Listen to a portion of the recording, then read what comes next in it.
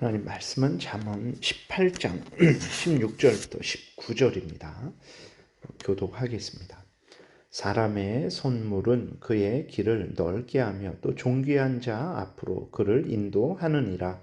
송사에서는 먼저 온 사람의 말이 바른 것 같으나 그의 상대자가 와서 밝히느니라.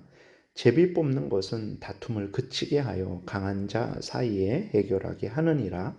노엽게 한 형제와 화목하기가 견고한 성을 취하기보다 어려운즉 이러한 다툼은 산성 문빗장 같으니라. 아멘. 기도드리겠습니다. 살아계신 하나님 아버지 감사합니다. 이 시간에 하나님의 말씀을 전하고 듣사오니 성령께서 역사하셔서 잘 깨달아 알게 도우시고 또 하나님이 알려주시는 대로 믿고 따르는 우리 모두가 되게 도우소서. 감사드리고 예수 그리스도의 이름으로 기도드렸습니다. 아멘. 16절에 보게 되면 사람의 선물은 그의 길을 넓게 하며 또 존귀한 자 앞으로 그를 인도하느니라 그랬어요. 이 말씀은 뇌물을 바치면 그가 형통하게 된다라는 의미가 결코 아니고 이웃을 선하게 대접하는 자가 사람들로부터도 존귀함을 받고 하나님으로부터도 은혜를 받아 누리게 된다라는 거예요. 하나님은 우리에게 무엇을 명하셨습니까? 이웃을 사랑하라 말씀하셨어요. 스스로 살아갈 수 없는 가난한 자들, 고아들, 과부들을 도우라 명령하셨습니다. 히브리서 13장 1절에 보게 되니까 형제 사랑하기를 계속하고 손님 대접하기를 잊지 말라. 이 손님은 이제 복음을 전하기 위해서 이제 이렇게 다니는 나그네처럼 돌아다니며 복음을 전하는 그러한 사람들, 아니면 뭐 핍박으로 인해서 이제 피난 온 그러한 사람들을 의미하는 거죠. 그리고 또 어려운 그러한 사람들도 마찬가지입니다. 손님 대접하기를 잊지 말라. 이로써 부지 중에 천사를 대접한 이들이 있었느니라. 아브라함이 이제 그 하나님이 오신 줄 모르고 나그네들을 대접한 것을 이야기하고 있는 거죠. 그래서 3절에 너희도 함께 갇힌 것 같이 갇힌 자를 생각하고 너희도 몸을 가졌은즉 학대받는 자를 생각하라 그랬어요. 이러한 하나님의 명령을 따라서 우리가 이웃에게 또 특별히 가난한 자들에게 후히 베푸는 것은 하나님을 기쁘시게 하는 일이죠. 하나님으로부터 은혜를 받아 누리게 되는 일입니다. 그리고 또 이웃을 이렇게 사랑으로 대접하게 되니까 또 이웃들로부터도 우리가 칭찬을 받게 되는 거죠. 그러므로 우리는 늘 이웃에게 사랑을 베풀어야 합니다. 넉넉하게 사랑을 베풀어야 돼요. 어렵고 힘든 사람들, 특별히 아프고 고난 가운데 있는 이러한 사람들을 위로하고 격려해야 되고 내가 실제로 도울 수 있는 방법으로 도와야 됩니다. 내가 힘이 있으면 내 힘을 사용하고 내 물질이 좀 더 여유가 있으면 또 그 물질을 사용하고 어떤 재능이 있으면 그 재능을 사용해서 우리는 이웃을 도와야 되고 특별히 어렵고 힘든 사람들을 도와야 되는 것입니다. 그리고 항상 하나님 앞에서 그들을 위해서 기도해야 되는 거죠. 가장 도울 수 있는 것은 이제 그들에게 복음을 또 전하는 거죠. 그러니까 우리가 그리스도인이라고 해서 실제적으로 돕는 방법을 하지 않는다면 안 됩니다. 복음을 전하며 우리들은 그 복음 안에 이웃을 위해서 우리가 실제적으로 도우라는 명령도 함께 있는 것이기 때문에 우리는 이웃을 그렇게 도와야 됩니다. 이렇게 하나님의 명령을 따라 살아가는 자는 하나님의 크신 은혜를 누리게 된다는 것이 오늘 16절이 말씀을 하고 있는 것이죠. 17절에 보게 되니까 송사에서는 먼저 온 사람의 말이 바른 것 같으나 그의 상대자가 와서 밝히느니라 그랬어요. 13절에 우리가 살펴본 대로 13절 말씀대로 모든 사연을 다 듣기 전에는 사람들은 어떻게 하냐면 한쪽으로 치우쳐서 판단하게 되는 거죠. 특별히 송사에서 재판에서는 절대로 그래서는 안 됩니다. 하나님의 경고를 철저하게 우리는 명심해서 가장 올바른 재판을 해야 되는 거죠. 그래서 한쪽 편만 듣고 한쪽 편에 치우쳐서 판단을 해서는 절대로 안 되고 양편의 말을 잘 듣고 하나님의 말씀에 근거해서 올바로 판단을 해서 하나님의 말씀에 맞으면 옳다 하고 그르면 그르다라고 그렇게 판결을 해야 되는 것입니다. 그래서 옳고 그름이 이렇게 밝혀져서 잘못된 사람이 벌을 받고 바르게 행한 사람이 칭찬을 받아야 됩니다. 이렇게 재판이 공정하게 이루어질 때 사람들의 문제가 바르게 해결되게 되는 것이고 이 사회가 공의로운 사회가 된다는 것을 명심해야 됩니다. 재판만 이렇게 공정하게 해서는 안 되죠. 우리들도 개인의 삶 속에 있어서 우리들이 이제 한쪽 편만 말을 듣고 잘못 판단했던 적이 얼마나 많습니까? 우리들은 성급하게 함부로 판단할 것이 아니라 오늘 말씀대로 우리는 이쪽 저쪽에 그러한 사람들의 그 말을 잘 듣고 성급히 판단하지 말고 하나님의 말씀에 근거해서 올바른 판단을 하고 올바른 행동을 해야 되는 것입니다. 이것이 그리스도인인데 우리들의 본분임을 잊지 말아야 되겠습니다. 그리고 18절에 보게 되니까 제비 뽑는 것은 다툼을 그치게 하여 강한 자 사이에 해결하게 하느니라 이런 말씀이 있는데 제비를 뽑는 것이 왜 다툼을 그치게 하게 할까요? 왜 강한 자, 즉 자기 주장을 강하게 펴는 자들 그 양편을 이제 화목하게 할 수 있을까요?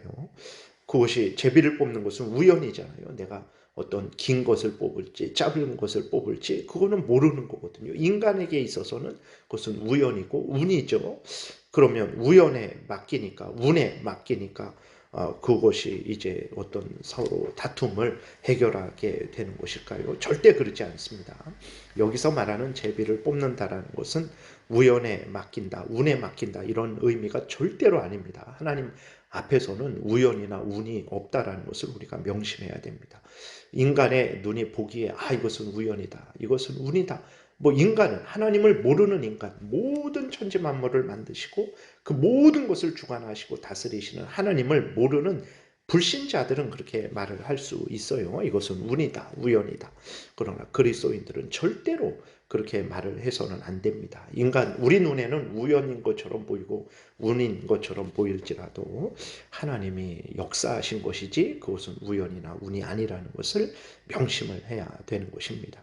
그래서 오늘 본문에서도 운에 맡기니까 그냥 운을 따르라, 우연을 따르라 이렇게 말씀을 하시는 것이 아니고 하나님이 살아계셔서 인도하시는 것을 하나님의 섭리를 나타내는 것입니다. 그러니까 내가 긴 것을 뽑았어요. 그건 우리는 몰랐어요. 근데 내가 긴 것을 뽑았는데 그것을 하나님의 인도하심으로 믿고 그 하나님의 인도하심에 순종하는 것을 여기서 나타내는 것입니다. 자신이 옳고 자신의 뜻대로 행하려고 극렬하게 서로가 이제 주장을 했는데 이것을 어떻게 해결할 수 있겠습니까? 오직 하나님의 인도하심만이 두 사람의 다툼을 멈추게 할 수 있는 거죠. 여기서 참 대단한 것은 무엇입니까? 그렇게 자기 주장을 강하게 내세우며 다투기까지 했는데 하나님의 뜻이다라고 하니까 하나님의 인도하심이라는 것을 두 사람이 확인을 했어요. 어떻게 했습니까? 서로가 하나님 앞에 복종을 하게 된 것을 보게 됩니다. 이것은 우리가 참으로 본받아야 될 일입니다. 아무리 내가 옳은 것 같을지라도 하나님의 섭리 가운데 저렇게 인도하면 나는 거기에 순종하는 것이 하나님을 기쁘시게 하는 일이지 끝까지 그것을 고집하는 것은 하나님의 인도하심에 순종하지 않는 일이라는 것을 우리가 생각을 해야 되는 것입니다. 여러 주장이 있을 수 있어요. 그리고 이때 서로 이제 다툼이 일어날 수 있습니다. 그러나 하나님 앞에서 서로 논의하고 심지어 다투기까지 하다가 이렇게 저렇게 결정이 됐어요. 그럼 어떻게 해야 됩니까? 하나님의 뜻으로 믿고 서로가 순종하고 양보해야 되는 것입니다. 그것이 지혜로운 삶이고 하나님이 기뻐하시는 삶이에요. 그래야 다툼이 일어나지 않고 서로 화목하게 되는 거죠. 그것이 죄 짓는 것은 이렇게 해서는 안 되죠. 끝까지 그것을 반대해야 되지만 그렇지 않은 일에 있어서는 우리가 서로 합의해서 결정이 됐으면 그것을 하나님의 뜻으로 믿고 우리가 즐거이 순종해야 되는 것입니다. 19절에 보게 되면 노엽게 한 형제와 화목하기가 견고한 성을 취하기보다 어려운즉 이러한 다툼은 산성 문빗장 같으니라 그랬어요. 이 말씀은 첫 번째로는 서로 불화하지 말아라 라고 우리에게 말씀을 하시는 것입니다. 왜 그러냐면 서로 의가 상하게 되면 쉽게 화해하기가 어려워요. 가족 간에도 서로 큰 문제가 있게 되면 가족 간에도 서로 화목하기가 어렵습니다. 그렇기 때문에 불화가 일어나지 않도록 그 전에 서로 이해하고 또 양보하고 사랑으로 이제 용납을 해야 되는 것입니다. 화목하기 위해서 온 힘을 써야 되는 거예요. 불화하게 되면 악한 사탄 마귀가 틈탑니다. 하나님의 뜻대로 서로가 살아갈 수 없게 되는 것을 명심하고 서로 사랑하고 나를 낮추고 다른 사람을 높이는 그러한 참 마음과 태도를 가져야 되는 것입니다. 야고보서 19절 1장 19절에서도 듣기는 속히 하고 말하기는 더디하고 성내기도 더디하라. 사람이 성내는 것이 하나님의 의를 이루지 못함이라 라는 말씀을 우리가 명심해야 되는 것입니다. 그래서 우리가 하나님의 영광을 가리지 않고 이웃들과 화목하게 되도록 온 힘을 다해야 됩니다. 두 번째로는 이것은 사람들의 죄성을 또 책망하는 말씀이기도 합니다. 사람들은요, 자신의 기분이 상하면 그것을 마음에 품고 절대로 잃어버리지 않아요. 우리가 우리 자신을 돌아보세요. 한 10년 전에 다른 사람이 나에게 늘 못했겠습니까? 그러지 않아요. 다른 사람이 나에게 많은 도움을 줬을 거예요. 근데 그 중에 얼마나 많이 기억하고 있습니까? 다른 사람이 나에게 도움을 준 것을 우리가 얼마나 많이 기억하고 있습니까? 반대로 10년 전에 다른 사람이 나에게 섭섭하게 한 거 우리는 잊지 않고 아주 생생하게 기억하고 있죠. 이것이 죄된 우리의 참 아주 잘못된 마음과 태도죠. 그래서는 안 된다라는 것입니다. 하나님이 우리를 어떻게 대하셨습니까? 우리가 중심으로 회개하고 은혜를 구할 때 하나님은 우리의 죄를 등 뒤로 던지셨어요. 다시는 기억하지 않으셨습니다. 그런데 우리는 정말 그 아주 견고한 성같이 그 산성의 그 견고한 문빗장을 걸어놓은 것 같이 절대로 열어주지 않죠. 그것은 하나님의 자녀의 그러한 마음과 태도가 아닙니다. 하나님의 자녀인 우리는 하나님을 본받아야죠. 하나님의 명령을 따라야 되는 것입니다. 하나님이 우리를 용서하셨듯이 우리도 참 용서하고 사랑하고 서로 함께 살아가야 된다라는 것이 우리의 본분임을 늘 잊지 말고 이렇게 하나님의 명령대로 화목하며 살아가야 되겠습니다. 기도드리겠습니다. 살아계신 하나님 감사합니다. 하나님의 말씀이 교회에서만 사용되는 그러한 것이 아니라 우리의 정말 가정생활, 직장생활 모든 삶 속에 등불이고 빛이 됨을 믿습니다. 거룩하신 하나님, 하나님의 말씀을 마음 깊이 새기고 하나님이 성경을 통해서 알려주시는 대로 믿고 따르게 도우소서. 가장 복된 우리의 모든 인생이 될 것이고 이웃을 가장 유익하게 하며 또 하나님의 영광을 드러낼 줄 믿습니다. 감사드리고 예수 그리스도의 이름으로 기도드렸습니다. 아멘. 하늘에 계신 우리 아버지여, 이름이 거룩히 여김을 받으시오며 나라의 임하옵시며 뜻이 하늘에서 이루어진 것 같이 땅에서도 이루어지이다. 오늘날 우리에게 일용할 양식을 주옵시고 우리가 우리에게 죄 지은 자를 사하여 준 것 같이 우리의 죄를 사하여 주옵시고 우리를 시험에 들게 하지 마옵시고 다만 악에서 구하옵소서. 대개의 나라와 권세와 영광이 아버지께 영원히 있사옵나이다. 아멘.